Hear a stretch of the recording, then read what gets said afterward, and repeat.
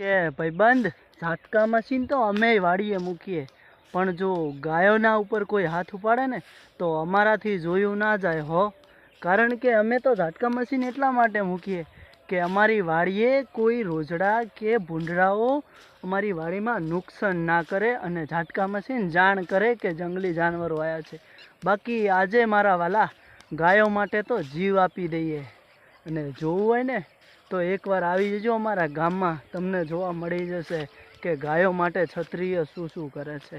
એટલે ભાઈબંધ હજુ સમય છે, સુધરી જાજો. કારણ કે અમુક એવા હિન્દુઓ છે, કટ્ટર હિન્દુ થઈને પણ ગાયોને મારે છે અને ગાયોને ખાટચી ખોને પોકાડે છે.